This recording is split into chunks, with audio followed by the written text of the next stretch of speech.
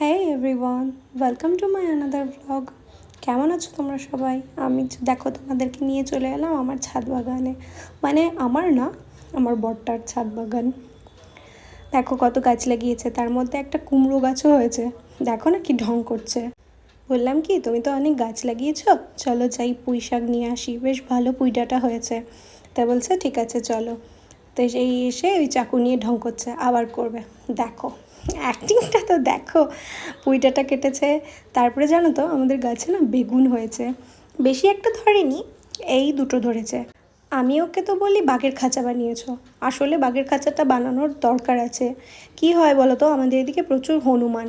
ভেতরে যা যা তোমার গাছপাতা যা যা ফুল ফল যা থাকে সব খেয়ে নেয়।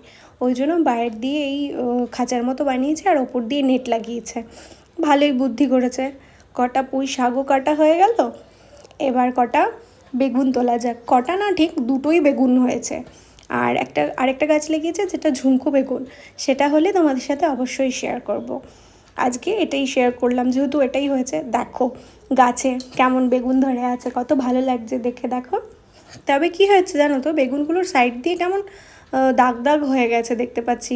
আসলে হয়তো কিছু স্প্রে করা হয়নি বা কিছু, সেই জন্য নাকি। এমনি তো সার দেয় গাছে, তবে স্প্রে করা হয়নি নাকি। তাই এবার ও আমাকে বলছে আসলে অর্গ্যানিক বেগুন, কিছু স্প্রে করিনি তো তাই।